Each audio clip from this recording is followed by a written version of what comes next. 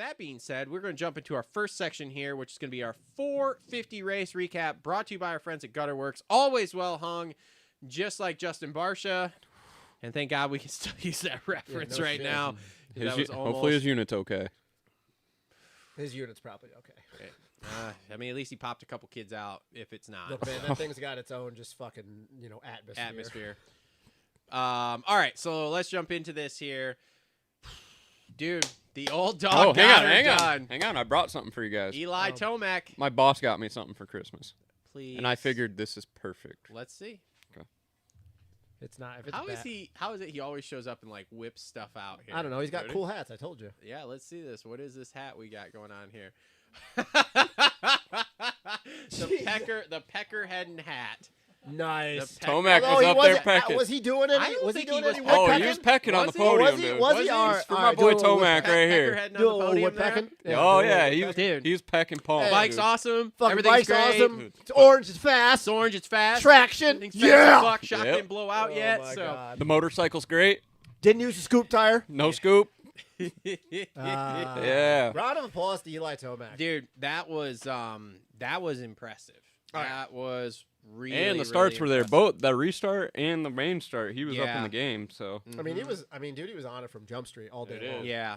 All day long. Right there. Yep. And look, I'll be honest, Pecker head. in my things leading up to it, I gave him a chance, but I really thought Ken Roxon would get it done. But you and a lot of other people. Well, in a way, it sounded like when Kenny was talking that Tomac was literally just jetting it. Basically, it sounded like he would Kenny was saying I'd make a little bit on him and then he'd stretch it right back out. It was pissing me off. So, yep. I think Eli, honestly, I think he went out there, and I say right off from Jump Street, right from first lap, and I think he heard the noise after the WSX round in Argentina. And all the struggles, and I think that he went out there. They went to work after the fact, and Eli's always aggressive, but I think that he went out there right off the rip, and he's like, "We have a setting. I need to go out here and push it right away to see if this setting. This is what I think. Push to see if the setting is going to work." And I think that all the things that we talk about the KTM, I'm not going to go into them because we all know him, but what it does well, and especially the way he rides the bike, and I think that he proved last night that when that setup's on, he's going to be real fucking hard to beat. He is. I'll tell you what, though. I'm still super nervous about those shocks. I mean, yeah, you should be. Because, 2 weeks ago, I heard that it's not fixed. Yeah. Yeah, RJ's was looking pretty good in the whoops. Boing, a boing, a boing. Oh, man. And, my thing is, I thought about this the other day, too, is, when those shocks let go like that, do they end up in a Kenny situation? Because, yeah. No, because I think theirs is it blows. They can feel them. They feel the fade before something happens, I think, right? But I think it's going to be like a Prado thing on the presentation day where it's just going to blow out and it's going to just drop. Kenny's was like what? It was a fucking... Just exploded. Yeah, it was it was a fluid issue, and it just, the dampening just went through the roof. So, I don't know. God, I mean, there's a lot of... You don't want it to ever happen, but God, I hope it doesn't happen at a place like Daytona. Yeah. Well, either way, man, he answered a lot of questions. I mean, like I said, starts were there. Got out front, managed it. Yeah, I don't want to dig too far into it because it's still just it's A1, right? Yeah, but that was a good start. It's a good start. Yeah. And you know what? Got away from the fucking scoop tire. Yeah, I think it sounds to me like they went to work on. Now they've got a setting for non-scoop and scoop. Yeah. But the thing, though, is that, and this was another thing I had thought about, and I didn't really, put 2 and 2 together until after Argentina, and then we started talking about all this. Again, with the way that bike is, not going to go into it. Everybody knows it. But the flex of the steel, the way Eli sets the bike up, especially rear high. Not going to go into it, goes into it. Yeah. I didn't want to go into the same thing that everybody says, Ricky, oh, yeah, that thing flexes on really. But I started thinking, too, I understand why Eli, we all know why he runs the scoop the same way why he wanted the cable clutch. But I'm like, dude, that is the last bike you want to be using a scoop tire on. With as much traction as that thing's going to get, it's going to go south real quick. And I hope that made him realize that he does not need to use the scoop all the fucking time. Oh, I think he had a moment of realization. I think for him to be confident, they set the bike up both ways, right? Because before, just the way the knobs were, the sag had to be a certain way, right? So yeah, there's been a lot of talk about this in the last couple weeks with this of them going back to work on it to get it set up not on the scoop, which is the first time in a couple of years that he has not run the scoop because he runs the scoop everywhere. He rode the scoop at Washougal. He rode the scoop at that Dallas SMX. No, I know. race. Yeah, Which where is like, the what? half the track was black. Yeah. Yeah, the fucking lugs were just gone afterwards. Yeah, guaranteed. Yep. But So Ken Roxon gets second. Kenny was Again, frisky. I had him for my win. Rode good. Again, man, there were so many. Not that I wouldn't like.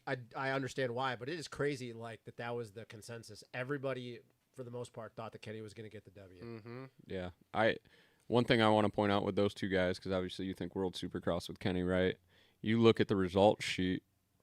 Anybody who switched to a new bike or any of the guys that were doing World SX, they were up front. Mm-hmm. Now, The gentleman who had no racing this offseason. before we get into that for a second, I got to ask you guys a question though. Do you think, and I don't have an opinion on it, but I want to get your guys. Do you think though, had Kenny started in front of Eli, do you think Kenny could have taken it to the end, or do you think that Eli would have passed him straight up? I think history says no. So you think Kenny would have just sprinted away and Eli would have been playing catch up the whole time? It And just would have been the same first? it just depends on how far he sprinted ahead, because Yeah. Say usually it's the same situation reversed though, where Kenny has an Eli where he yanks to start, gets out front, and then Eli's playing catch up. I don't know, man. I don't Eli know. was good I'm last just night. curious if there was more in the tank for Tomac, because I almost feel like there was. I agree with that. Kenny, I think, was doing everything he can, and I only say that because of the comments that we all heard him make. Mhm. I agree with that. So I don't think so. I think that Eli would have caught him. Yeah. Yeah. Either way, Kenny's gonna do Kenny things, and Fucking hopefully The old dudes. that man just stays consistent.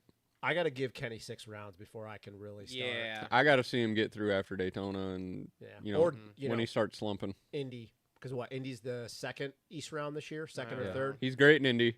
Yeah, if he makes it to the second or third round of Indy, because we all saw what happened in Detroit last year, and then after that, if he makes it to the second or third round in the East Coast and he's still in it, then we can have the conversation. But I can't, as much as I would love to. Yeah. Last night, I'm like, this is just what Kenny does. He does that at A1. Yeah. He'd probably go out and fucking win Glendale too. Yeah. All right. So probably the surprise of the night here. Dude, Jorge hang on. Prado. boys, Dude. can we all? You got some crow that we can all sit here and eat? I'm not eating crow. I got no crow to eat. Oh my Oh, god! boy. Here we I got fucking no- go. I got no Now comments he for went him. off his pedestal real quick, and now he's back on it. No, I got no crow to GP, eat. dude. Knew Oh, he had yeah. it in him. Oh, No, he I'm had not it in saying him the that. whole I'm time. not saying that. I'm not saying that. It's the first round, but I have no crow to eat because there was no one point where I got up and I said the same shit you guys were saying about I him. think the biggest thing that we were all kind of saying though is there was no accountability for what he did last Which he year. still hasn't taken any accountability, and that still drives me crazy. That drives me nuts. But dude, But it's how coming he out- brings them in. coming out like this, He proved. Okay, all he right. proved that he wasn't All wrong. right, pause. He said, "Give me the KTM and I'll be back." And look what he did. Pause. And the whoop speed, Pause. Okay, pausing. It's A1. it doesn't matter though. Nope. For somebody no, like him, no, it doesn't matter. No, Jesus. honestly, for me, for somebody like him, this is different. This is not. If you want to say it's Eli, it's I gotta A1. see it. I gotta see another round or two, man. If Why? he listen, comes out I next week understand. and I does- understand your point, but dude, how many?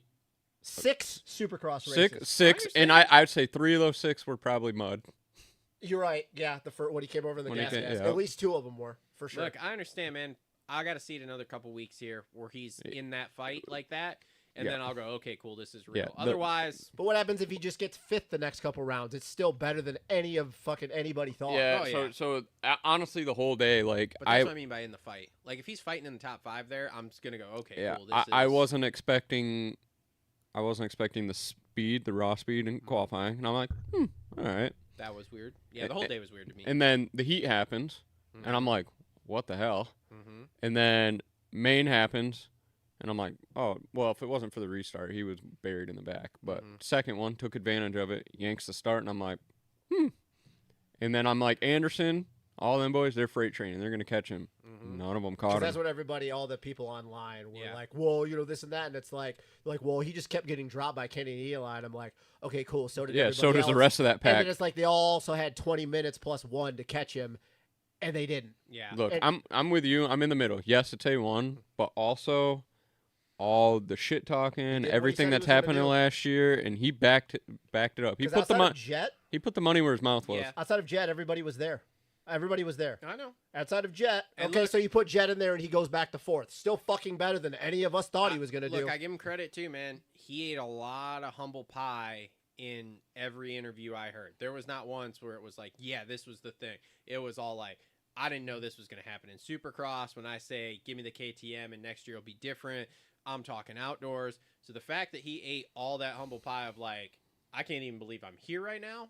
Okay. And he knew going into A1 that he had to put up or shut up. Because if he would have finished 10th or worse, which we all kind of said, like, what, 8 to 12, 10 to 14. But I don't think any of us would have really looked down on that. We all just would have went like, no, but to him, though, he looks down on it, though. Because he expects the best. Either way, all around, it's and this is the one thing. It's unexpected, for sure. And I will say this, too, just from last night and all day, even with the fake starts, his starts are back. Yeah, those are. So even if you want to say, okay, maybe they were there on the Cowie. If you remember right, he whole shot at A1 last year on the Cowie. But he wasn't as confident on the Cowie, though, is what I'm getting at. I understand that, but he wasn't as confident. If he's going to get starts like that all the time, and now, like, the actual real Jorge Prado, whether you believe it or not, is going to show up, even if you want to talk about, okay, we get into a part of the season, and his outright speed's not there, it's still going to be very fucking hard to do anything with him if he's getting first, second off the start. Yep. And he's just got clear air to do what he wants. Because the same thing like last night's going to happen. It's going to be really hard to catch him. Because he knows how to play defense from his GP days. Go ask Hurlings about that. Yeah. He's a real fast Vince Freeze. Yeah. Last year he was a real fast Vince Freeze. But last night, I agree.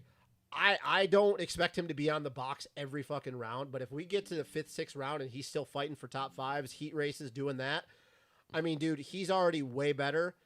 And, you know, going into outdoors, you're like, okay, well, then the real Prado's going to show up. First round. Let's just all keep that in mind. But, yeah, he's got to get first. He's got to get through this season to even get to outdoors. Yep. Which those guys don't have this kind of schedule. But seeing that last night, I was surprised. There was no concern. As Travis likes to say, it blew my wig back. There was nothing last night where I look and go, yeah, he can't repeat that. Hang on. Where did you get the below the wig back thing from? I don't know. I heard it somewhere. Did you hear it from Weege by chance? Because Weege dropped it on a video. I don't think so. Yeah, Weege said something about blowing his wig back. I think it's like a saying, dude. I think it is a saying. I didn't think it was that popular. An old saying. I think it's an old saying, but it's a saying. But yeah, pleasantly surprised. Like I said, I'm not pleasantly surprised, but I'm surprised. I just see something the next couple rounds here from him where, like I said, he's in the fight. If he's battling in that top 5 and battling for like the heat race wins and stuff, like if the next couple races go the way this one did, in essence, but let's say he's still a few more spots farther down the list, I'm still going, okay, well, then. Yeah. I don't want to sound like this guy and fucking coulda, woulda, shoulda, right? Yeah. But Webb had more speed, in my opinion. Yeah. I don't know what Sexton had going on. Theoretically, we're gonna get to Kawasaki's nightmare here. Theoretically, Sexton's got more speed, and that puts him 5th, 6th, kind of where we all think. So. Yeah. So, Hunter Lawrence, 4th place. Hunter's my best friend. Hunter's still not a championship guy after seeing last night to be. That bike didn't look very good in my opinion. He looked slow. I'm not gonna go. He's my best friend, but it looked slow last night. So I got a theory on it. Go ahead. And he kind of talked about it in the press conference. Does he have Jet Lawrence there? Oh, yeah. Yeah, without Jet there, and we've seen it in the past when Jet was gone, how he kind of doesn't slumped do as down. well. Yeah. Like if Jet was there and Jet's out front running away, he's chasing Jet like it's Tuesday. Well, sorry to say Hunter then you need to figure your shit out. And you know what? I think it's also a mental thing, too, because everybody likes to talk about Jet, right? Now Hunter's in the spotlight, and I think that's a different pressure to him. It could be. And also, he played it. I mean, I understand why he didn't want to get into that pissing match, but he played it way too safe that entire time sitting behind Ando. I know he doesn't want to poke the bear. Yeah. Because that situation didn't go well the last time, especially they both raced pretty clean for. But there were a few times where I'm like, you know what? He could have threw a front wheel a little bit harder, and then you're like, you know what? Never mind. Yeah. Never mind. Because Ando was frisky last night. Yeah. He looked good. But Hunter. Good way to start out the year, especially considering how last year went and even the year before that. But I think it's a good building night for him. He needs to find a lot of speed because, again, as you said, Coop's faster. Chase, don't know what the fuck's going to go on with him, but whatever. Per usual. Yeah, he needs to find some speed. Yeah, he does. Jason Anderson, 5th. You want to talk about that? That's your boy. Anderson? You want to talk about him? Because he was frisky last night. I mean, I put him 5th for Rocky Mountain. Nailed that one. He got those points. Do you think he's going to keep that going? I think he's going to keep being better on that bike. I think he's still pretty fresh on that. So, yeah, Suzuki's rolling. Did you watch the interview he did with Dirt Shark? No, I watched it. I started watching it, and I don't remember what happened. That is the first time I've seen Ando in a very long time where I look and I go, this dude finally looks like he's in a place where he goes, I know where I'm at. I'm happy. And I'm not the Anderson fan that you are. I love watching Ando ride because he rides the bike. Anderson homer, but but you're an Anderson fan though. You're not a homer, but you're a fan. Yeah, you're an Anderson fan out of the people at this desk. I love watching Anderson ride. He rides a way that not a lot of people do.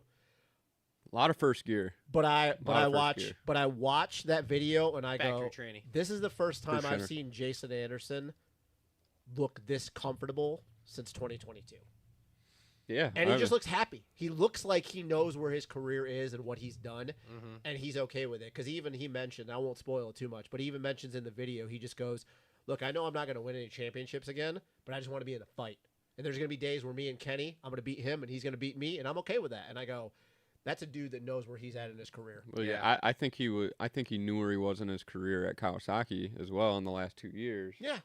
And I think he, had that mentality, but I don't think Kawasaki had that mentality. No, and there 2022. Yeah. And they're like, why can't you be that guy all right, the time? And there's clashing. Whereas where he's at now, they understand that's who he is, and that's why they signed him.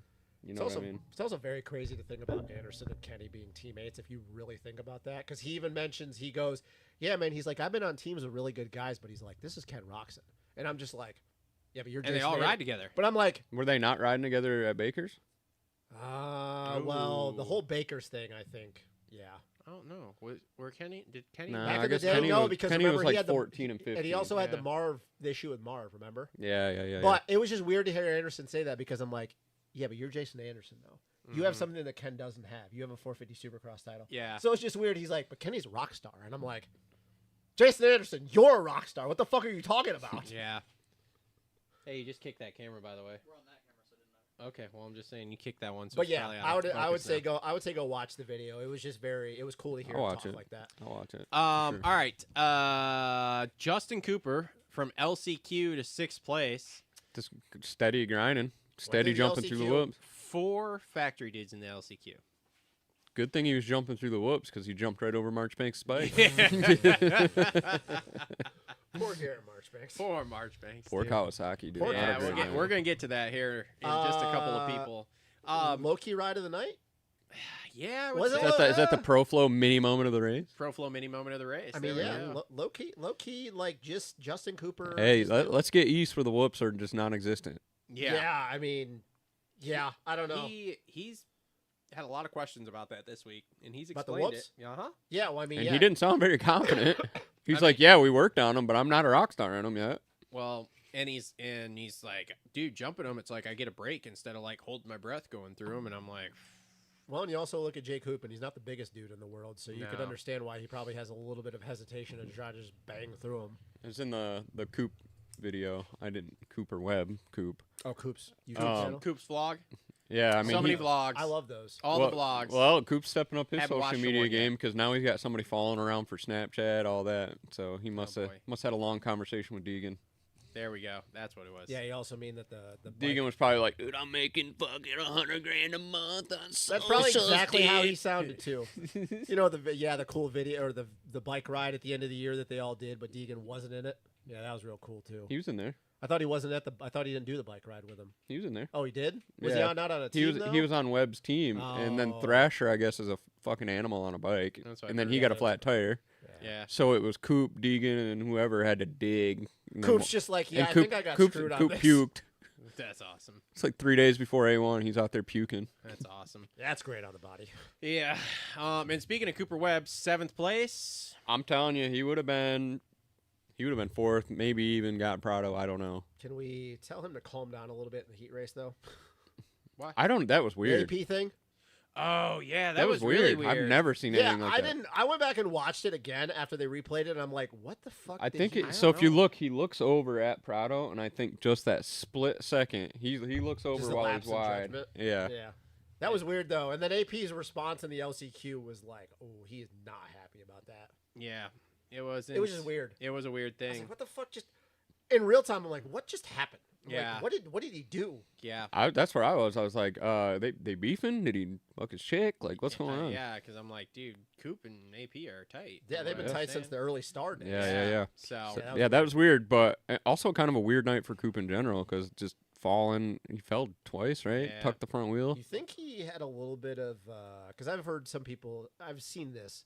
Do you think that he's put a little bit of pressure on himself just because like this is the best shape he's come in a while, and then there's always the comment that like, oh, he never backs up those titles, and then with all the talk because you talk about how it's just a very uncharacteristic night for Coop. Well, he made a comment, didn't he, that he wants to go back to back now? Yeah, and now Just that with finding Jet the thing to out, keep him moving. and with Jet out, he is the favorite. I mean, let's be real, like he's my favorite. I said this. Everybody believes that he's the favorite now because Jet's not there. So here's the thing: he doesn't ever. There hasn't been anybody I've listened to in the last 2 weeks that put him as a favorite. That's what I mean, and that's kind of disrespectful. But he likes that. I mean, it is. I mean, that's Justin Brayton. He's Justin Brayton's favorite. So, Well, Well, listen, Webb. You know how he is on the West Coast. He usually doesn't even show speed at A1 or Glendale, and he showed a lot of speed last night. I think. To me, this is okay finish for him. Well, and like in practice, he jumped out there. Can we talk about the bombshell of dropping that he's riding the 25? I don't think that's a huge bombshell. I get why. Why is it not? To me, I don't because think those guys do that all the fucking But time. when was the last time a factory team let you ride the older model bike? I'm sure they've done it and not put it out there. But I'm not saying that doesn't happen. When was the last time at a presser somebody went, oh, by the way, I'm riding last year's model? Well, I think there's something behind it because I think that was a loaded question from Steve. I mean, I'm not saying it wasn't, because this has been a big talking point throughout the industry for the last few weeks. Because what everybody said is, like, you can take that 25 frame, put the 26 motor in it, and just readjust some tabs, and you can run the 26 plastics, and no one would ever know. But to actually put it out there that, yeah, I'm on the 25, that's wild to me. I think it's just a head game thing. And if you go back and look at that I mean, even if head game thing, like I'm on 25, like I'm on what I'm comfortable on. And if you go back and look at that, he's explaining that, and Sexton's sitting there looking at him like you can just tell the gears are turning in Sexton's head. And then Tomac's sitting there who just got off that bike and had struggled and didn't like it. Yeah. And he's kind of sitting there, and you could tell the gears were turning in both of those guys. And it's like, look, no team will let us do that. That's what I'm saying. It happens. Don't get me wrong, it happens. What was the thing I just listened to the other day? They did it all the time with like I was gonna say with like Kawasaki, and they were like, somebody was like, yeah, we're running the 98 frame, and they were like, what? We can run the 98 frame? That was the McGrath shit. Oh, okay. So anyway, but and you know what? It's not public. Kenny should have raised his hand and go, dude, I've been on this bike is the same thing as 2014. I'm on a fucking 07. This is carb. What are you talking about over here? So I don't know, man. To me, that was I think it's an interesting talking point. Like I say, tell people that. Who cares? If the team will actually let him do it, what the fuck not? Yeah. And I think from the manufacturer standpoint, the manufacturer's always like, oh, well, we don't want the riders to say that because they want to sell. Want to sell new bikes. But you know what else is also sitting out there? 25s. A lot of leftovers. And no offense, KTM needs to put them all on 24s. No offense to Coop though. I don't think people are buying a brand new YZ450 because of Cooper. I don't think anybody's buying a brand new bike because of somebody. I think the only person you could say that. I don't know, man. I got on Facebook this morning. And it's like, where can I buy a KTM? I think the only person you could say that, and I think it's a younger generation, is the Jet Lawrence homers, or like the Hayden Deegan homers. Maybe. But outside of that, nobody actually is buying a dirt bike because of even their favorite rider, what they're riding. That's just not how it works. I don't want a Honda 250 Worx edition because of Joe Shimoda. I want a Honda 250 Worx edition because I was told it's the best 250 out there for amateur people. All of us fucking know. It just depends on what the target market is. Like, we're not the target market. Yeah. The general consumer that doesn't know, that's riding wheelies on the farm. Yeah. You can get a 2020 and you'll be fine, bro. Yeah, you'll be okay. You'll be okay. All right. Oh. It's early for that. Nope, it's not. Jesus. Chase Sexton, 8th place. Bike looked like Dookie. So, what's the press release going to look like when they have two dudes who were signed to 3-year deals leaving a year? Oh my god, dude! All right, I'm not even just face palm, dude. That's why I did not say anything last night when he put this out there. Why? That's Chase isn't leaving. Hey, put the shake a snake up. Shake the fucking snake. Painful. Painful take. That's a Nano Extreme painful take. Good Travis, Lord. continue with your Nano Extreme painful take, please. Dude, that was terrible. That was terrible. No, your painful take that you think he's just going to cut tires. Why would he not? Why do you think if it doesn't get any better? It's one round in. And there's I don't care. And there was nothing yesterday. And there's no way Kawasaki. Oh, nothing? Got going a second and a half faster in qualifying? There's no way after the debacle with Prado where Kawasaki is going to allow that to happen, even if Chase won. What are they going to do? Maybe Chase the bike really is just crap. I think Chase is a bigger person. Sorry, Mr. Kawasaki. But maybe the bike really is just crap. I don't think the bike is crap. I don't know. Febvre won on it. Yeah, I know. I don't think the bike is crap. I've heard that bike is built for Febvre to ride. Well, really? Febvre rides the bike. How about Anderson podium 3 of 5 of last year to start the year? There's nobody over here that rides like the way Roman does. Roman is fucking. He rides that bike like he's riding on a supermoto track. No, but I don't think the bike's terrible. I just think that Chase is very finicky, and I think that they missed the mark. Marchbanks, we'll get into that if we want to talk about that for a second. But Chase, look, let me go back to my. Just missed the mark. Let me go back to my point that I made a little bit earlier. Right. Oh boy. Here we go. Okay. He's on a new bike. Yeah. Tomac's on a new bike? Yeah. Anderson's on a new bike? Yep. What did those guys all do? They went and raced off-season races. Yep. And where did those bikes get developed? Not in Hawaii. They got developed in a race situation where the track was fucked. Mm-hmm. Okay. Sexton, when was he good? Yesterday. When the track was fresh. When the track was fresh? When the track was fresh. Like he was riding the test track, He'll grinding it go to out. Glendale Okay. and he'll yard everybody. So then you get into the main event where there's a little bit of chop, a little bit of all that. That bike wasn't settling into the corner. I remember specifically a spot going backwards down the start straight, right-hander before the finish line. Mm-hmm. There's all that little chop there. Yeah. He come in there, chopped, went to throw it into the corner. Both tires slid. So bike was just super stiff. So he was coming in that bike didn't settle through the chop. So how many more rounds does he have to have a bike that acts like this before? I think we get to A2. Well, he's also been in Florida the whole off season and I don't care what they say about replicating conditions down there. It's not the same. Mm-hmm. No, that dirt is totally different. There's no dirt on the series that's like the Florida sand. So do we go 3 rounds before he starts calling other teams for next year? I think A2 is fine. I think next weekend again you'll see them work on the bike. I think the time we get back to A2, I think he'll be fine or whatever the 4th round is. Listen, there's also another thing that I think kind of factors into this, and he had a front row seat to the Barsha Mookie thing. He was in the hair behind those 2 guys when that happened, and then you got to sit on that gate and think about that. I guess. I don't know, man. And then you got to go back out there, and then you watch RJ weed as shit 2 feet in front of you as well. Yeah. I just think he was a little bit bothered about that. Look, stuff. if it wasn't both the same thing, I mean, what did Marchbanks do? Lost traction going through the whoops, right? Mm-hmm. Right? Yeah. Right? Mr. Setup over here? No, he did. He lost traction going through the whoops. Chase had no traction. Where's Marchbanks been riding? Here's the one thing I will say, Here's the one thing I will say to any of the Chase Sexton people that I will give them that I look at it as, because I'm not disagreeing with you. It was not great. I'm not on board with all the things you're saying about it, and you even made a mention of this in the reaction video you did.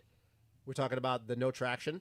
Here's the thing, though, where if you're a Chase Sexton homer or a big fan of Chase, where you can have some okay, we have a little bit of light at the end of the tunnel, though. It was the rear end that he was struggling with, not the front. What does Chase always struggle with? Oh, no, tuck that front up that fucking he was just I was just watching him, and he didn't tuck the front end. He hit the back end, kicked and again, because I think that back end was way too stiff. They missed the mark on it because I think he was trying to put some load on the front end, sag, whatever you want to talk about it, whatever they were doing. I don't know, linkage, whatever Kawasaki runs. If this would have been a front end issue that Chase usually has, I'd be like, oh God, here we go again. But it wasn't. To me, the front end looked fine. Yes, there were some moments, but better than the rear. If you're on the Chase Sexton bandwagon, you go, all right, at least he was comfortable with the front end. The back end is the issue. That's not something he usually complains about. It just looked like he had the thing too stiff. We get to A2. I think he's going to be fine. I don't know what San Diego is going to look like. I don't expect him to win. I think by the time we get to A2, I think it'll be all good. I don't know if he's going to be winning by then. Last night was not great. Yeah, I'm not pulling the panic button. But I'm not pulling the panic button after we talk about it. It's only A1. It's only A1. I'm still pulling the panic button. Marchbanks, though. Look, if I'm Marchbanks, though, it wasn't great, though. Marchbanks. If I'm Kawasaki, I'm going, man, I got 2 weeks to fix this before. But they can't do that, though. They cannot. They got to understand that. They can't do that, because if they do that and they try to do the same thing, even though they were throwing everything at Prado, they can't get in the freaking out mode, because then it's going to get worse. And we all know that Chase. They have to panic because Chase is going to panic. If they panic though, and we all know how Chase acts, it's going to make it worse. He's going to panic. It's going to make it worse if they panic. I don't know, man. They can't panic. They cannot panic. Somebody actually made a comment though, and I agree with this. Somebody was like, they need to bring back Mike Fisher, and I go, yes, they should. Bring back Mike Fisher. I mean, how long before the Japanese management's looking at this race team and being like, what do we do here?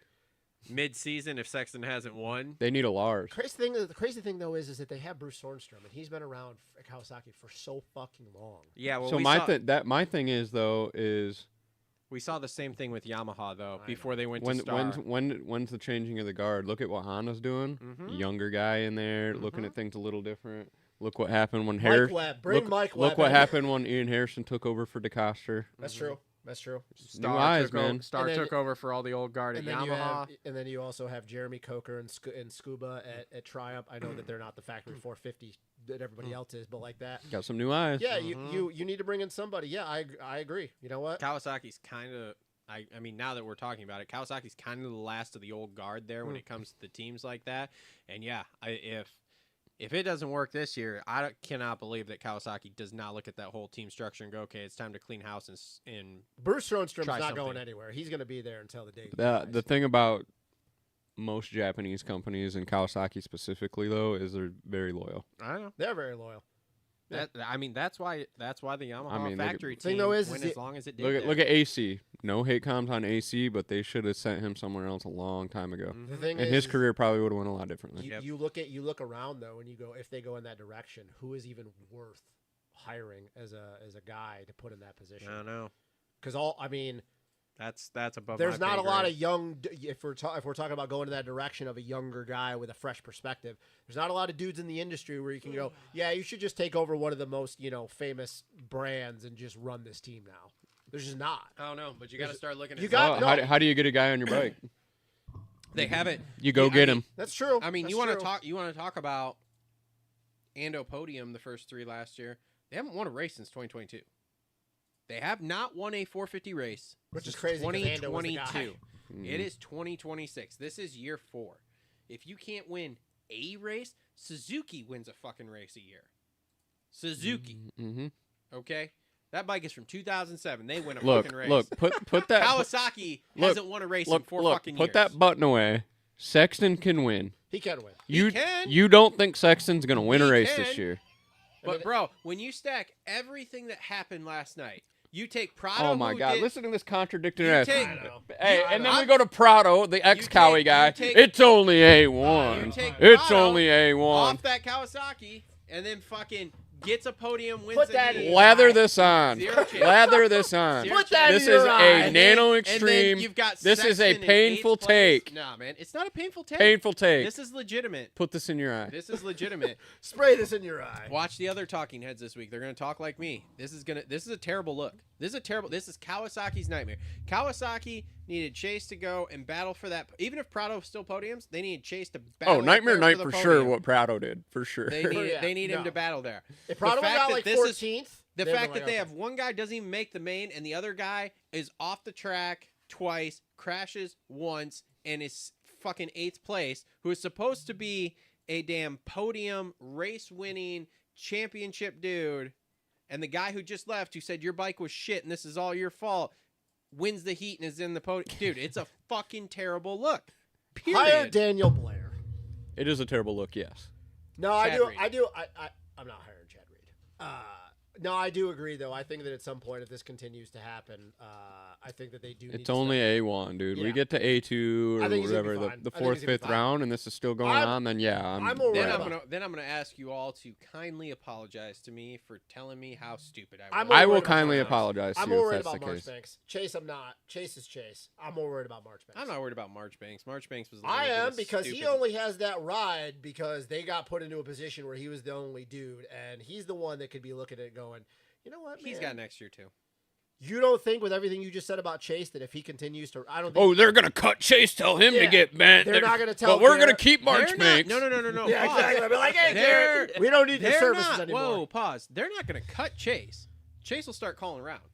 Well, they might. Where's he going to go? They might cut Marchbanks. They might cut Don't ask me where he's going to go. Yeah. Triumph. I don't know. He's going to the GPs. Yeah, Triumph. I don't know. But They might cut ties with Marchbanks, though. Be like, sir, we don't need your... Marchbanks got next year, too, because Peyton came out on the Pulp Live podcast the other day and was very clear that Levi was there this year and next year on Pro Circuit, no matter what happens. Well, you know what? If Seth goes out and wins that East Coast title, he should get that ride. Seth's going to Honda.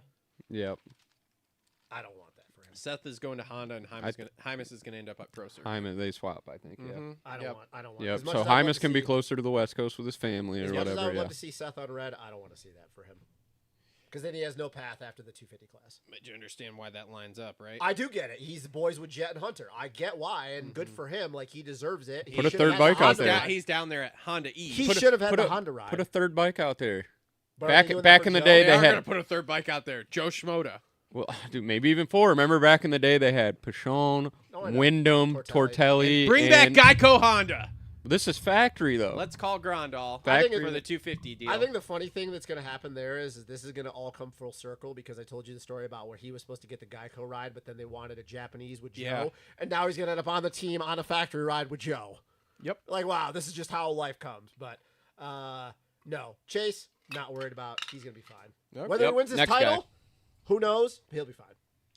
Well, Next gentleman, please. Dylan. I think that was Ferrandis. sneaky good. I think those Ducatis. Best look chassis ever. Ninth place for the best chassis in all of two-wheel motorsports. Those Ducatis A look- ninth place was not what I was expecting, but No, yeah. and he was kind of in the mix, too. Yeah, no, he rode well good. I last think he night. just pumped up. Yeah, Yeah. I think he pumped up for sure. I think, wasn't real pumped after that heat race with Barsha. was he fired up? Yeah, He was kind of, he didn't look happy. not yeah, pumped that even on Barsha the was- track. Yeah. Well, either way, though, the heat race, and we'll get to Barsha. Thank God he's okay. Yep. Right. Dude, I think it was a great showing for Ducati to come out. I think it was good. That heat race was great. Both those bikes were up front. Mhm. What The the- bike looks so good, dude. I'm sorry. I think the bike looks fucking. I think it's the best looking. Wow, bike in anything pits. European, Justin's just. I just think the bike looks good, and You I think like. it's like- you think If it's it has anything hey, to do with Formula One or You think MXGP, it's like a Justin's double-ended in. thing for him, like Triumph on one end and Ducati No, on I think the other? honestly, I think the Triumphs look like shit. I don't like the look of the Ducati's is Triumph on MXGP Yeah. Yeah, but their team is. or not MXGP? I guess MotoGP. No. There's your answer. That's why Justin No, likes okay. it. Ducati thing looks good, dude. I think the bike, and I like Big Troy Euro Lee. guy. I like Troy Lee though too. I mean, I love Ducati. Like Ducati to me, it's like it's. Hey, I was super also cool. seeing a thing in the pits. They painted the fenders. That I wasn't saw a that graphic. too. Yeah, That was sick. which was interesting. I don't know. I mean, to me, it just looks like a dirt bike, in my opinion. Like I'm it, more of it a doesn't hum- look bad, but I'm it more just, of a fanboy with that kind of shit. I think the bike looks awesome. Well, what do whatever. you think looks is pure? What do you think looks different about it than the other ones that makes it stand out? I think if you got to start getting down to like the very like nooks and crannies, like because if you look at like a what does coach always like to say, a 500-foot view, the Yeah. bike, it doesn't look that much different than a gas. But I think if you really start looking at the attention to detail with what they did with certain things, and it just to me like the way the chassis flows with the plastic up to the bars, or everybody likes to say the Is that you? What? no, that's not him. Did you think I farted? No, is that Talking your about the phone? noise. Yeah, my dog's on the move. Oh, jeez. Jesus. But no, I think the bike looks good. I think that there's some bikes out there that I don't like the look of them. Like honestly, I think the Star bikes look like shit. Yeah, that number font L. I think the Star bikes look like shit. The I think Cowies, their gear look looks like fine. shit too. I think that the fucking Suzuki's look badass with the switch. Kind of makes me want to buy one. Suzuki. I think the Hondas are just, even being a Honda homer, I think the Hondas. Hondas are are just okay. meh. Yeah. Hondas are Hondas It all kind nowadays. of blends The together. Star at this bikes point look like for me. shit though. I think The Cowies look sick. Eh, they do it's okay. with They do. with the pink and the pink Fox gear. They've always looked notch. great. Yeah, Eh, top It's notch. okay.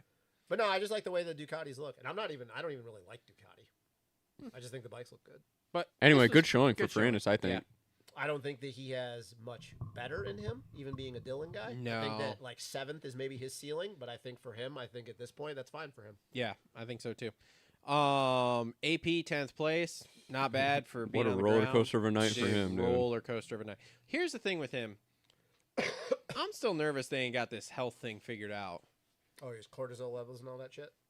I mean, Is they that what's don't going on? have, from what I understand, there's not a definitive, hey, this is what's wrong with you. Yeah. He's just basically been resting like, yeah, I feel better now. Okay, cool. But what happens if that happens again? Or what happens when we get to outdoors and it's 95 degrees Yeah. So I'm real kind of like... It's kind of like the same thing with, EBV or fucking, when you burn yourself out. Like, yeah, but the crazy thing is that like they're not talking that he has something like that, which is weird because usually if they do, they just say it, right? Yeah. It's real easy. Oh, I got Epstein-Barr nowadays, but like that's not.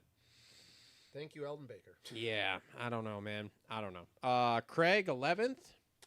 Okay. I should have broke a leg after press day. Yeah. He was in the mix the first little half of that main, wasn't he? And then faded. Did the high high top fade? Non-existent in qualifying though. Definitely did the high top fade. Yeah. Dude, the thing is though is like, and we'll get to the West Coast 250s here.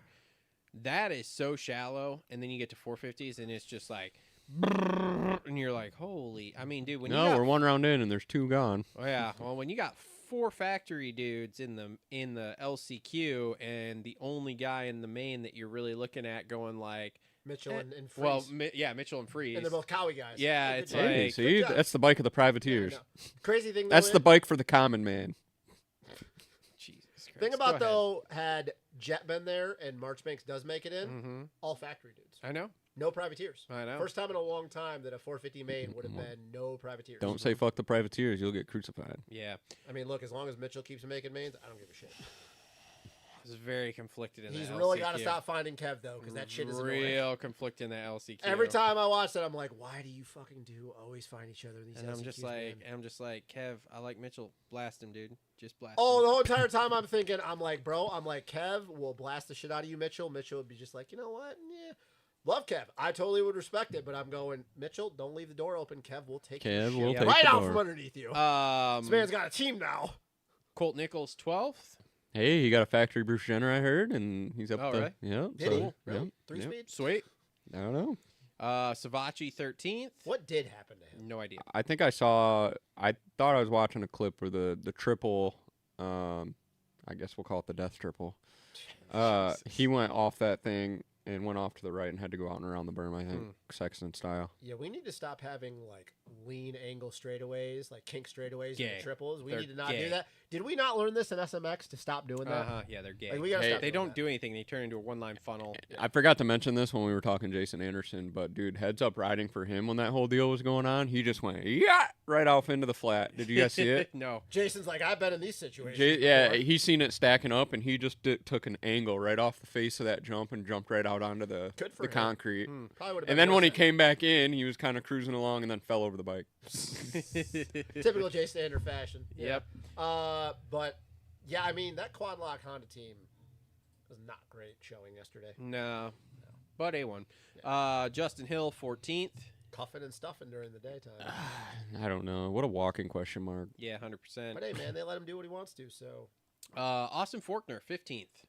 I think that's great for him. And I was also watching in through the heat. A little bit of bike struggles because during the whole chaos on the first lap there. Oh, yeah, he got caught up, bike hit the ground, and the front brake was all bent up, and Yeah. then he was riding, and the front brake started dragging off the jumps and stuff. So he slowed down and adjusted the lever or something, and then he ended up being all right. But you go through a whole race with that in your mind? What Especially on the first 450 race. What do you think he's got to do here where he doesn't go back to 250s? Do you think he wants to do that? Because I mean, Heard- Smith's not going to be back for a while, so I'm gonna take a little bit out of Adam Cincerillo's mouth here. Shout out Adam. He probably never would listen to us idiots. So he might. He might. Since we're all just members of the media now. Anyway, loose term in this That's studio. very loose. Anyways, Adam said he doesn't need to go out there and get top fives consistently. He needs 3 or 4 flashes. 3 or 4 flashes in the pan, and that's a win. Yeah. And I'm sticking with that. I'll be honest, there was a bunch of these dudes, Faulkner included, that like we kind of got to the heats, and I was like, oh, I totally forgot he was even riding 450s here. Oh, I totally forgot about him. Like Savachi, Craig, all of them. It was like, do we really have to keep listening to that? What? Like, what do you want? Whatever's happening with your dog, unless you're leaving here, it doesn't matter. So do you like think that that's what he wants to do? You think he just wants to be off the 250? The interviews I've heard, It kind of sounded like he had no choice. Is Smith's hurt, is so. that there's kind of a meeting of the minds planned here at a certain point after a few rounds to be like, hey, are we staying here or are we dropping back down to 250s? Because technically he's contracted to drop back down. However, I mean, let's face it, Fork's been rumored for 450 ride here for how long? So do you really think he wants to go back to a 250? Well, you know what? If he goes full 450, I say reset. There's going to be a whole lot of pressure on Jalik come outdoor or come East Coast and outdoors because that everybody else is on a 450 on that team. Hair up, him and Smitty. No, who's the amateur kid? Deacon Deno, but he's not going to be going pro for a while. I thought there were rumors of him going already. I mean, I've seen some videos of him riding, good, and I'm pretty impressed. He's good, but I don't think he's ready to go. There was pro a big yet. rumor that he was going to ride West Coast. A big rumor. Yeah, I thought. I don't know where the hell that came from. The kid has no experience on a Supercross. There was a lot of people were talking about it. Well, good thing they didn't because he got smoked. So he was passing the eye test for me on the Instagram. I don't know, man. The West Coast is pretty soft after you get through the top 5. Yeah.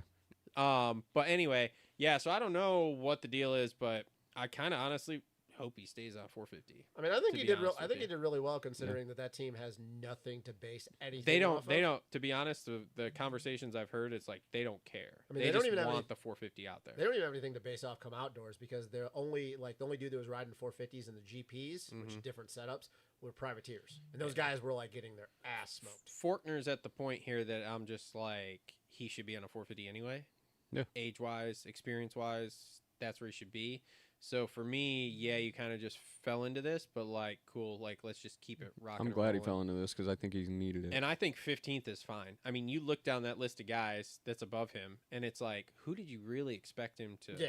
Yeah, beat? and it's crazy how this sport works Yeah. because at one time he's smacking the shit out of Sexton and all those guys. So yeah, and like in my opinion here, just looking at the list, it's like okay, you've got Hill, Savachi, Nichols, Craig, and then Plessinger is 10th ahead of him. He could be in any of those spots, in my opinion, compared to those guys. Like I haven't seen him. First 450 for him, I think is great. Yeah, I haven't seen him actually ride in person here on the 450, but in my mind, speed wise and everything, it's like he could be anywhere in those. And if he cracks a top 10 or something, I think that's a full sign of like just leave him on the 450. Yeah. 4 years ago, we'd be like Fortner at 15th. What? Yeah, Crazy thing to think about if he stays on the 450, especially come outdoors with that team. Considering you would have him, who wasn't even really supposed to be on that bike. Smitty, who, God help us all, when he actually decides to hit the track on a 450, and then you have Harrop, who only rides out, who's only going to ride outdoors, which is a weird thing to think about. with the motocross only deal over here. That's what I was just about to say. It's very weird mind. in a time where I think that's great though. He can get into SMX. Yeah, it's just very weird to think about it in a time where we always talk about Supercross, but this has been such a conversation for a long time. Like, oh, hey, guys only want to ride Supercross. Guys only want to ride outdoors. And he literally found a way to come from GPs, and he doesn't have to ride Death Cross and make a living. I don't understand. I think that's awesome. I think this SMX thing has opened up that door for a lot of guys. I was going to say, we've talked about this before, too. I don't understand why these teams don't have motocross specialists. I mean, I think for him, though, good for him, considering what is the talk nowadays, especially with the success that Euro guys, the few that have come over here, you have to ride Supercross. If you want to live here, you have to ride Supercross. Yeah. And he found a way to ride for a factory team and tell them, the only way I'm staying here is if I don't have to ride Supercross. But and they actually... The GP... Does the GP have a 450 team for this year? No. Okay, so that's why... They have like satellite teams, but the only factory team, and it's not factory, is they run the British Series. That's why he's still here then. Because they still have the 250 team. I would say because my understanding is that he was contracted to ride. But he also aged out. Yeah, to ride factory 450. And so if they don't have a factory 450 team, they got to fulfill that contract. Okay, cool. I don't think he's gonna. I think if he does really well, and he did obviously really well outdoors, but if he does really well this outdoor season and then does well in SMX, he's not going back. The funny thing about it is like you watch a dude like him who's running pro and then goes down and races mini-Os. I know. I don't know why you paid on that though. Racer's gonna race. Well, I don't hate it. It's funny because Rider's gonna ride, dude. When was the last time you saw that? Travis Pastrana. Travis Pastrana, yeah. No, it is funny though because people were talking mad shit about them. They're like, dude, why are you even here? What? You just got beat by a bunch of amateurs. And I'm like, yeah, cool.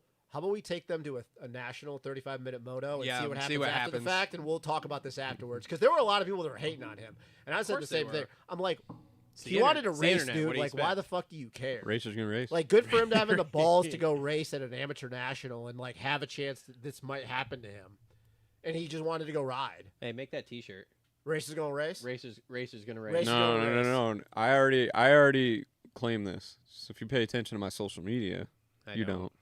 Shake a snake. Every time I go ride, I'll put like a picture of my bike. Yeah. And I'll put Rider's gonna ride. So make that Racer's Gonna Race shirt. And let's get that posted here tonight. No, Rider's gonna ride, dude. With a picture. Who's it based off of, though? But, like, Just put Rider's gonna ride, and then put my face in there so I can get some commish. there we go. Yeah, we'll Some get it. We'll royalties. get him a royalty on that. You gotta see the Shake a Snake one. Oh, I've seen that. I sent that to him. Mitchell Oldenburg, 16th. Hey, speaking of T-shirts and speaking of merch, Oh, boy. Mitchell Oldenburg, Team VRM, Freckle. Okay, all right. Freckle. Bet Rider mentality, right That there. rider mentality. Another dude that has a vlog. Do you want to apparently. pour one? You want to pour one out for his teammate there, your best friend? Can he make it a straightaway in practice before he hits the deck? I'm not gonna say anything because then I'll just be called a hater. Maybe he'll save that clip too to his phone. Benny's gonna Benny. Make that T-shirt. Benny's gonna Benny. No, Benny I'm is kidding. gonna Don't make that Benny. T-shirt. Don't make that one. He Don't already make that hates me T-shirt. enough. He already hates Justin. It's awesome. That's not exaggeration. One He of these does hate days, me. one of these days before you leave the Yeah. country, I'm facilitating this meet and greet here because it's No, just gonna you be should. epic We for should me. buy a jersey off like eBay or something and have him go up to get it signed. Yes, or just take a picture Because of he him will in know it. exactly who I am, and he'll probably tell me to fuck off. Or just take a picture of him. And with, we'll put like, the meta holding it. glasses on I you actually so want to you go could. up to him, and then when he's getting ready to sign it, be like, "Can you actually get your dad to sign this for me?" And then we'll put the meta glasses on so he can get the. There we go. I feel like Steve sent me over here. Shane 17th. Shane Sands, dude, just waiting for that mud race. Just waiting for that mud race. Something. RJ 18th. RJ gonna RJ. Let me just. Okay. Alright, cool. Let me just He might- shrug. If he Kind gets of like we said. He could have been on the box, and I'd have been like, If he okay. gets fifth this coming weekend, I'll be like, okay. Yep. Exactly. Hey, don't look too stoked with that bike. Well, Shocking. Shock issue. Weird. Shocking. Shocking. or Shocking. Shocking. He's shockingly shocked Shocking. by that Shockingly bike. shocked. He's probably eyeing up that vacant bike at Barca's. Maybe. Who knows? He's going somewhere. Maybe Kawasaki will have an opening for him. I heard that bike's good. Yeah, because It Mark is Banks good. is not on the team anymore. Chase can go to Oh, Husky. because Chase did one round and he decided he's out of there.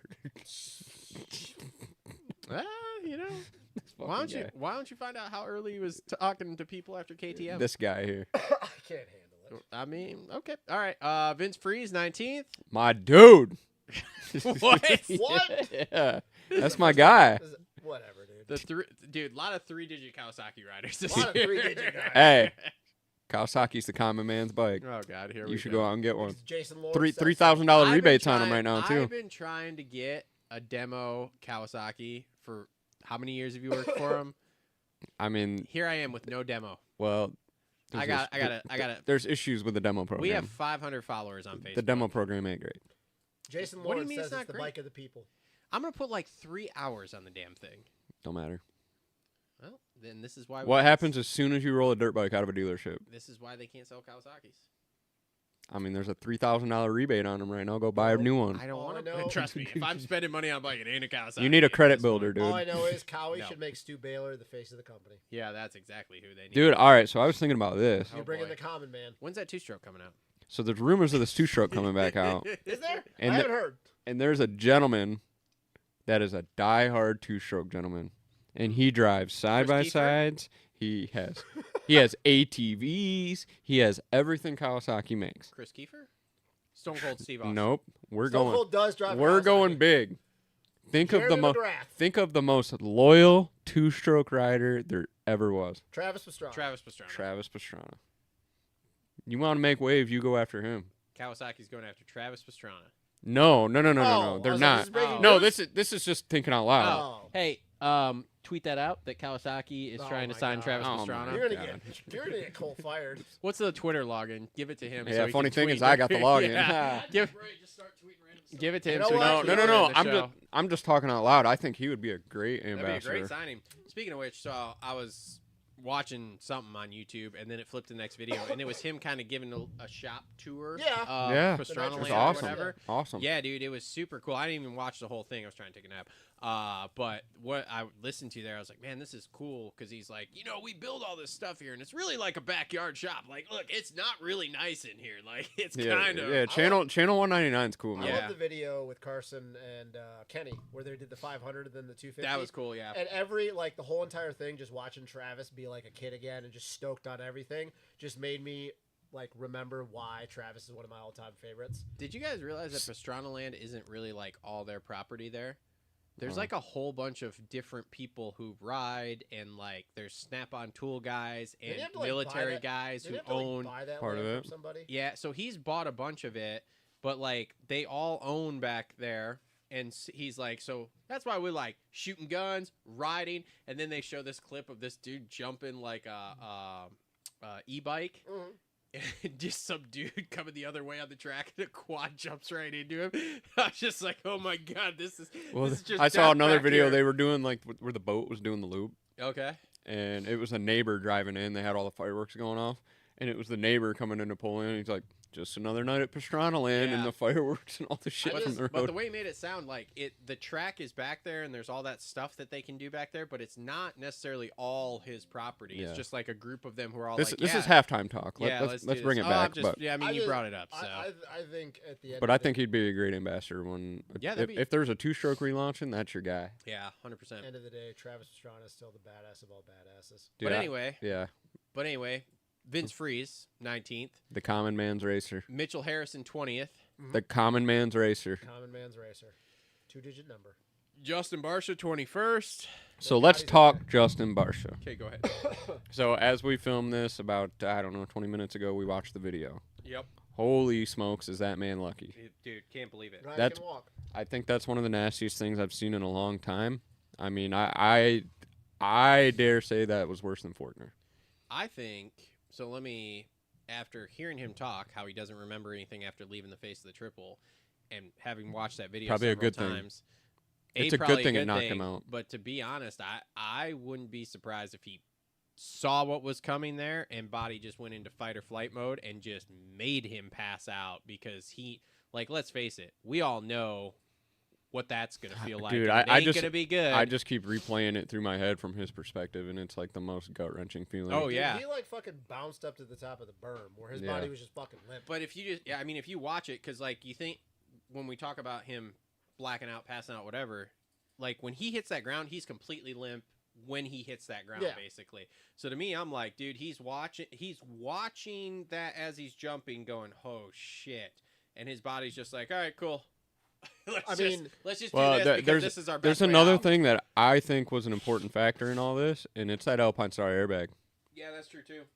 This is the first time I think that thing's ever really been put to the test. I'd Did love Fortner to have it know on? the data on What? that kind of Did stuff. Fortner have it on when he crashed? No. No, Yeah. 'cause they hadn't No, developed it wasn't yet. out yet. They were- So- they Oh, developed when he it crashed at the on the concrete. on the concrete? 2 No. years ago. So I think that Alpine Star thing did its Same job. Probably. Yeah. Yeah. And I am very curious to see if they have data logs or somehow do. with that. I want They to. do. I want to see. Not that I would understand it, but I'd love to see like the G-force impact of like how bad that was. And I'd love to I'm- have it explained to me. Well, because and I'm obviously sure that's they've what got I'm it looking at. from the bike as Mhm. well. I'm sure that bike's got a GPS sensor of Yeah. that thing Yeah. hitting the ground. So, as long as we're talking Barsha here, there's obviously, you boys have seen it, there's a lot of discourse about medical staff getting to him, and That was I don't understand. Like, I'm not flying off the handle like some people. Some people are like, this Yeah, is yeah. ridiculous. They should all be fired, whatever. But you watch that video and some of the other ones, and it's like, yeah. So where are all the Alpine Star guys? Let's if we're gonna go down that, I'm not gonna go too much into it because I don't like going down that road because it's a very. I don't slippery want to slope. get like way off in the weeds. But in let's it, but remember they're- why this whole conversation happens and the things that they're. Not that I'm giving them an out. This is going to be happening a lot, all because of the one situation we all know about, the Brian Moreau thing. yeah. This is going to continue to be a situation, and they're always Wait, going what to are you be. talking about? Remember the Brian Moreau thing when they moved Yeah, him? yeah, Okay, yeah. so they're always going to be criticized in the way that they go about doing their job. They're always going to Oh. be worried about things. I'm not even talking about the way they moved him. Now there's I'm talking criticism- about 45 seconds where they're checking on Mookie and Barsha's laying over there by himself, and And that's everybody's why just I say- stepping Not over moving. him like they're on the warfield. I think that it all kind of plays. Again, I'm not a fucking medic, so I'm not going to comment on certain things, but I think it all kind of plays in. I think that they are always in a situation where they're never going to be in the right, and they're not Yeah. going to, because of the thing that happened to Brian Moreau. Because if they get sued one more time, Mhm. Yeah, I it's a don't think we have problem. an Alpine Stars medic thing anymore. Yeah, I mean, well, that's fine. Go sign somebody else. yeah, I mean, my thing is like Well, that, everybody's an expert on how you should move these do people. you want to stack whatever. on top of this though? What do you mean? How about your boy crashes and breaks his wrist, and he's wandering around for a minute, minute and a half, 2 minutes, sitting down before anybody's to him. Yeah, dude. There was a couple this weekend that it's like, what is happening? Because usually, like before the guy gets up, the Alpine Star dudes are there, and there's multiples like that. When I rewatched everything, There's yesterday, one, and why does he go? I guess. Yeah, he goes straight to Mookie, but Mookie's moving. Yeah, like Barsha's laying there, and like we've I all seen the video now, and like it's scary laying there too. Like he's tore up. he starts moving, like Yeah, a twitching, little and bit, and it's just like, what are we doing? And then finally, there's like some random medic. It's not an Alpine Stars guy. It's like a fire truck guy. Yeah, that's there. and he's over there kind of acting like, "Am I allowed to touch him?" kind of thing. So I don't know. I think this is one of those things where we need a head of state, right? A Dana White to come out next week in the presser and be like, "Hey, so this is what happened here, and this is why this happened, and we've made adjustments from it." Yeah. Well, I mean, and we'll never get because we're not going to get any answers here. Well, I mean, when it was asterisks, now I don't want now, so I don't want to act Alpine like. Star. It's still all But, the same people. It was Tom Carson. Tom Carson was the guy that was like that was the, like Doc Bodner was the head doctor, obviously, but Tom Carson was the guy that was supposed to that was his job to oversee all that. I don't know if he's still affiliated with it. He was doing it for a very, very long time. The only thing I'll have to say about this, because I'm not a medic, I'm not a doctor, I'm not a nurse, I don't want to comment on that. You might be a nurse. Could be. I stayed at Holiday Inn last night. But so. good for you. You stayed at the Holiday Inn I think last night? Yeah. Why? Why not? Chilling at the Holiday Inn. Then I become an expert at things. I think the biggest problem that we're always going to have with situations like this is that I think that some of the people that they employ aren't trained to deal with high stress situations like that. Yeah. Because these guys, they're medics. The men and women they're medics, but there's a big difference between a medic at a racetrack and then somebody that actually works at a hospital and deals with crisis. And to them, that's not something that they see all the time. Okay, homeboy wadded his shit. He's kind of moving around. He's got a broke collarbone. Well, hey. With a situation like that, like you have to know, like you have to, as people in hospitals, like you have to know how to be in the fucking weeds or in the shit. Mm-hmm. And I don't think everybody on that staff knows how to deal with a situation like that when you got fucking a dude laying up in the berm not fucking moving. Well, let me armchair quarterback this. How many veterans out there do we have who are military trained to deal with high stress situations like that medically? I know. That don't have a job. I seen a thing in the forums of Vital, and in a high stress situation like that, you go first to whoever looks like they're in the worst shape. Mm-hmm. And in that case, they didn't go to the guy that looked like he was in the worst shape. No, I mean that's what they do on the battlefield. Like you're fucking, they like even if you're losing an arm or whatever, they'll fucking they'll tie it off and shit, and like, hey, you stop bleeding. All right, let's move on to the next person. But they looked at Malcolm, and he's over there like, I mean, whatever. Here's the thing: they knew there was an issue too. Like they red flagged it immediately. Like I said, somebody said he was seizing. Like he was seizing the fuck out. I don't know how true that is. There was one. He was just like moving his arms. I couldn't tell. You can't tell if he's awake or if he's just like figuring out if his body still works. Yeah, I don't know. It's a weird situation. But I don't think shit like this is ever going to be 100%. I mean, it's never going to be. You just can't do it. It's never going to be. And to be honest, when I saw the first thing today, because I haven't studied it that hard, I was like, oh God, here we go. People just bitching to bitch. And then I watched it and I'm like, man, they are not wrong. Like that was a long time getting there. Mm-hmm. Before the A-Stars guy was even to Mookie, which I'm just like, what is happening?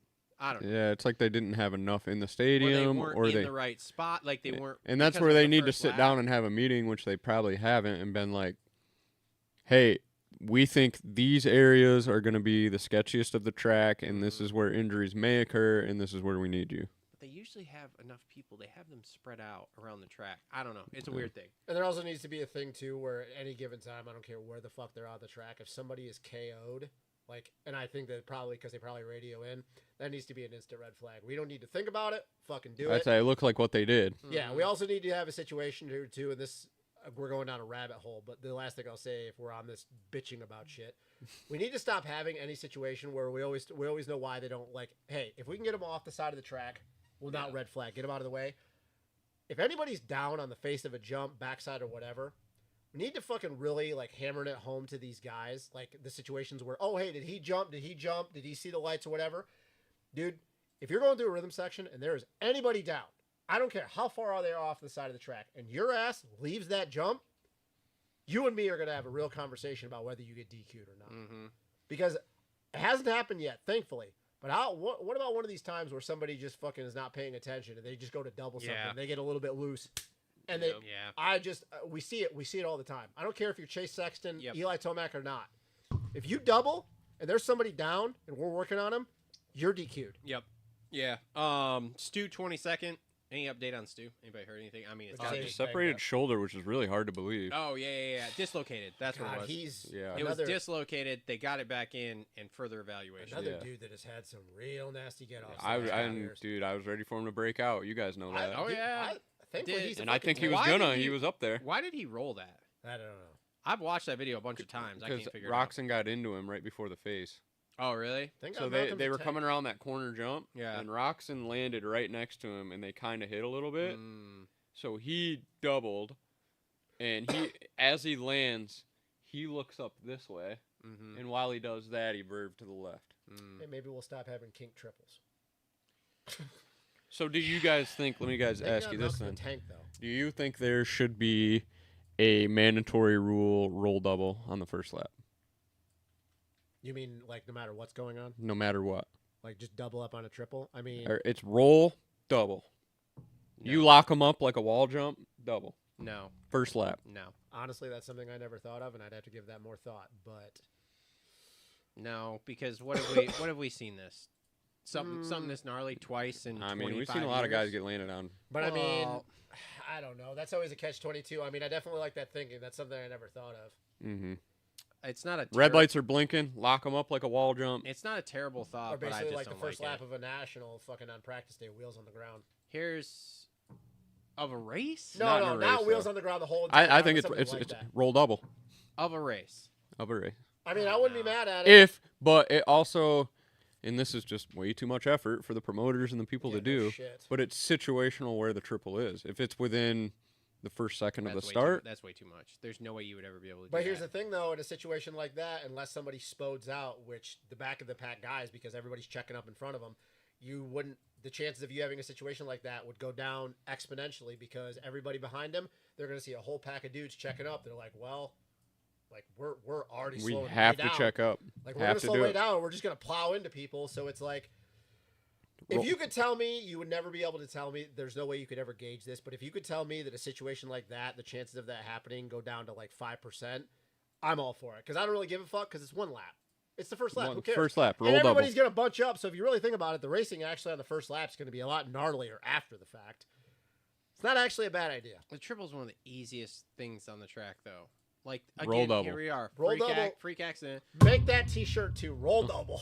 I'm already making one of them. Clip that. Roll double. Clip it. Roll double. You know what, Cole? High fucking five. You know clip what? this conversation. You know what? Let's roll just double. Comment down below. Do you guys think they should roll double on the first lap? Clip if it. Keeps guys safe, I don't really care what they got to do because I don't want to. Because I mean, if I thought it was a like super duper safety thing all the time, but again, here we saw this one, Canard.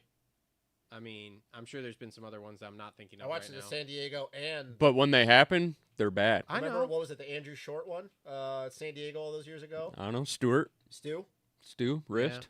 Yeah. Or like I said, Canard in Indianapolis. But you're talking 3 and 30 years here, so one every 10 years now. Nah, it's been more than that. I bet if you think about it. All it takes though is somebody to not get back up. I mean, yeah, but that is also part of the sport that we're doing, man. Like, there is a bit of gnarly. Let them die. I don't want to let them die. We're not in that. But to make a rule that's going to affect every single race here like this. Yeah. First lap. I'm all for it, man. First lap, honestly, roll double. Never thought about it, but really, I'm actually for it. So then what? So you can't do the quad either? If there's a quad in the first quad. thing? Nobody should be doing quads you can't on a do a Supercross. Is the whole pack doing a quad in the rhythm section? 3 in? Is the whole first, I mean, where do you draw the line? This is the discussion. Just on the big triple honestly, like that because everybody fucking hits it. We should never So actually then they're be doing bunched. a So quad okay, on so a you do Supercross that, track. and then they're bunched up, and then somebody gets landed on the finish. So then we're doing roll scrub on the finish. Now, like, this is where it's like I don't mind the idea in the fact of trying to promote safety for it. But where do you draw the line? The finish line, though, is different. Until we get to the point where we're just scrubbing everything because we're not racing? That's where I say you draw the line of if they want to talk about all this data they got with people crashing in the whoops. Dragon's back. We're doing data. The 3 and 30 years. The finish. Okay, then let's look at the data. How far the pack is spread out by the time you get to the finish first Okay, triple. well then, look. Here's And if the first triple's in the second section and the average Here's a spread much out time simpler is way. whatever. don't build the track like that. Don't make the triple in the first 2 lanes. Yeah, that would be great. Wait till lane 3 or 4. But And we then know that they're just not makes that smart. that just makes the track building that much more complicated. No. But we know they're not that smart. To me, that's a better solution. I have than a the simple roll double. solution. I like it. I like it. not I have a simple solution. I Not can get simple behind it. because then. Travis, you want to know my simple solution? okay, you know my simple solution. So let's pause. So let's go here. So you I go. like it. You hit the first corner. You come around the second corner. It's the finish line. So are we roll scrubbing that then? Because that's a big jump. That's never going to happen. You're Oh, never gonna okay, know. so but this is my point. It's like, yes, I'm all for safety for things, but this stuff is so rare here, so rare. If, it If saves we were somebody- seeing it multiple times a year, okay, fine. Then yes, let's do something. But we're not. I We're got seeing it. I got once a every 10 solution. Years. I'm all for it. You know my solution? Oh God, here we go. Are Go you ahead. ready? Go ahead. Roll double. Oh. This reminds me of the conversation years ago that Pat Grzebinski, for anybody who doesn't know, owns Baja or whatever, and he wanted to make a fucking a double right off the start. And I'm like, we all were sitting Yeah, there that going, wasn't great. like, yeah, that's Yeah, a it real wasn't great great. idea. Or he's also the same person the weekend of the Baja Brawl in 09. He was telling his track guy, yeah, we should build Supercross whoops before the finish. And we're all sitting there going, you know that's going to kill somebody, right? And he goes, oh, it'll be fine. What happens the first lap of practice? Some C-dude got loose as shit in the whoops, arrowed into it, got lifeline. I We're remember like, somebody weeding it yeah, out over no, there. we yeah. didn't see that coming at all. Nope, I'm out. All right. Just want to thank you guys for watching this video. If you guys like this kind of content and you want to see the full show, it's linked right here. If you guys want to make sure that you never miss an update, you never miss a show, a live stream, a bike build, or anything that we're doing, make sure to hit that subscribe button there and make sure to turn on notifications with the bell. If you want to join our members area to help support the show, that's greatly appreciated too, and you can check us recording things live that other people in the general public don't get to see. Thank you guys for tuning in. We'll see you all on the next one.